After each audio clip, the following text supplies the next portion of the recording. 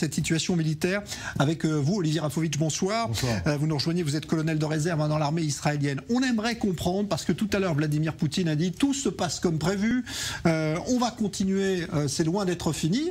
On voit des frappes meurtrières sur des zones civiles. Est-ce que la stratégie de l'armée russe aujourd'hui est claire pour vous, qui est un militaire? Est-ce que vous voyez ce que cherche à faire Poutine et l'armée russe? Écoutez, d'abord, je vais être très prudent dans mon analyse parce qu'il y a beaucoup de choses que je ne sais pas, que nous ne savons pas.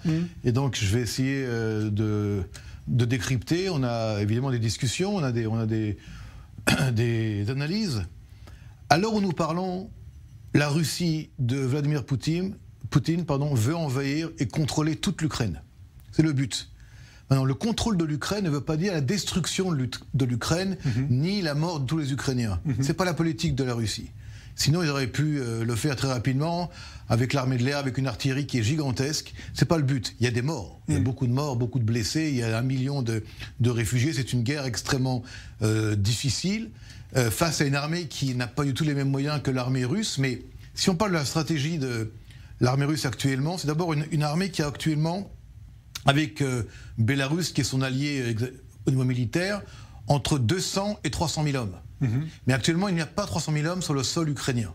Il y a à peu près un tiers, un peu plus qu'un tiers de soldats, avec énormément de blindés, qui sont à la fois des chars d'assaut, de l'artillerie lourde, et des blindés qui portent ce qu'on appelle des lance-roquettes, qu'on a connu, ce qu'on appelait à l'époque, il y a très longtemps, les orgues de Staline, voilà, des Katyusha. Maintenant, c'est des grades qui font des tirs de barrage extrêmement puissants et qui ne sont pas très précis. Il faut savoir que les armes russes, sur le terrain actuellement, ne sont pas très précises. Il y a quelques centaines de missiles, ce qu'on appelle des cruise missiles, très précis, mais la majorité des obus tirés ne sont pas précis, ce qui fait qu'il y a beaucoup d'immeubles, beaucoup d'endroits qui sont détruits, attaqués, mais ce n'est pas le but de l'armée russe. Et là, pour en venir un petit peu à cette colonne de 64 km de long, qui parfois fait rire les uns, parfois fait rire les autres, cette colonne-là, en fait, elle n'est pas là pour rentrer et détruire Kiev, elle est là pour assiéger, et malheureusement, les Russes sont prêts à faire un très long siège. C'est ce qu'ils vont faire dans plusieurs villes? Exactement. Il y a en fait, si vous voulez, trois axes. On a une carte justement qu'on voit. Alors, je vais essayer de loin avec vous, avec votre aide, Jean-Charles. Bon, Kiev qui est au nord, n'est-ce pas? Il y a Kharkiv, vraiment près de la frontière russe à l'est. Voilà, tout ce qui est rouge, ce sont les zones que les Russes contrôlent déjà. J'aimerais un petit peu qu'on agrandisse la carte, si vous me permettez. Si on peut, avec votre... En fait, il y a 3 axes, si on peut remettre la carte un peu plus... vous voulez revenir en arrière? Juste la montrer de manière générale. Voilà. En fait, il y a 3 axes actuellement d'attaque et un 4e, je vous dis lequel. Un vers la région de Kiev, avec donc cette colonne de 64 km de long, qui est en route très lentement pour créer en fait un siège autour de Kiev et des environs de Kiev, et pour en fait arriver à mettre le gouvernement de Zelensky à genoux. C'est le but de Poutine. S'il y a une résistance, il y aura une résistance.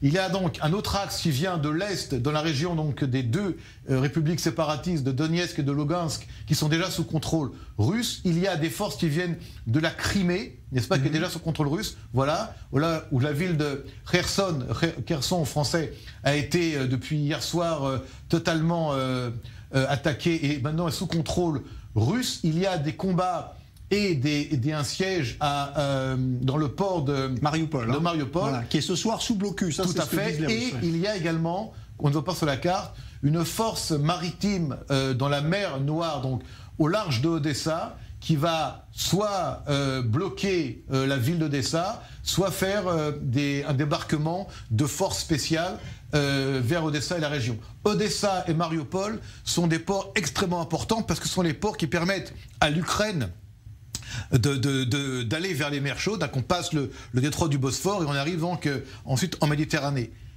Ce soir, à l'heure où nous parlons, il y a en fait, si vous voulez, une guerre d'usure. Le mot est peut-être pas assez fort. Une guerre d'usure, une guerre d'intimidation, une guerre de position. Les Russes sont prêts à rester très longtemps là-bas. D'ailleurs, je crois qu'aujourd'hui, Vladimir Poutine l'a dit presque officiellement à Emmanuel Macron durant cette conversation, je dirais presque irréelle, où en fait il lui dit clairement ce qu'il va faire, et Macron lui dit qu'il est totalement en dehors de l'histoire. Mais au niveau militaire, aujourd'hui, aucune autre puissance n'est capable d'interférer contre les Russes, à part les Ukrainiens qui sont... Mais il n'y a aucune chance que l'Ukraine tienne longtemps un tel... Écoutez, encore une fois, j'ai commencé cette discussion ce soir avec vous, et vous me connaissez depuis assez longtemps, j'ai dit je vais être très prudent. Cette guerre, Poutine ne veut pas la perdre et ne peut pas la perdre. Maintenant, gagner pour lui, c'est en fait changer le gouvernement à Kiev. Vous savez, une guerre, ça a des buts politiques. Il ne faut pas voir la guerre comme seulement une action violente de grande envergure et de grande amplitude. Le but est un but politique avec des outils militaires. C'est ce qu'avait dit à l'époque le théoricien de la guerre von Clausewitz. Il veut donc remplacer Zelensky et tout son gouvernement par un ancien président qui était à l'époque à la botte de Moscou, faire entrer... Il semblerait demain, après-demain, dans quelques jours, les forces de Bélarus qui vont également être des forces alliées. Mais ce soir, il y a également un autre élément qui est intéressant à analyser, c'est le fait que la Géorgie a demandé aujourd'hui, comme l'Ukraine, de rentrer en urgence dans l'Union européenne. Et la Moldavie aussi. Et la Moldavie aussi, donc je passe sur le détail là. Maintenant, pour Vladimir Poutine, Moldavie, Géorgie et Ukraine n'ont pas le droit, dans l'optique russe actuelle, de demander leur entrée dans l'Union européenne. Et ça peut être pour lui un autre prétexte d'utiliser des forces russes militaires en Moldavie et en Géorgie. Il y a un vrai risque de débordement, en tout cas. Il y a un vrai risque d'escalade. Et les Européens sont en fait quelque part dans un piège, parce que ils aident, mais ils aident avec des sanctions, ils ont du mal à aller beaucoup plus que ça. Merci pour cette analyse. C'est vrai qu'on avait besoin d'y voir plus clair ce soir dans cette stratégie militaire de la Russie et donc les risques supposés. Merci Olivier Rafovitch, colonel de réserve. Juste un très très court, vraiment, parce qu'il faut qu'on avance là. Actuellement, il y a un manque de missiles antiaériens chez les Ukrainiens qui s'adressent aux Européens, aux Américains et également aux Israéliens pour des armes, pour frapper des objectifs aériens russes. Pour l'instant, très compliqué. Merci Olivier Rafovitch, colonel de réserve dans l'armée israélienne. Le chiffre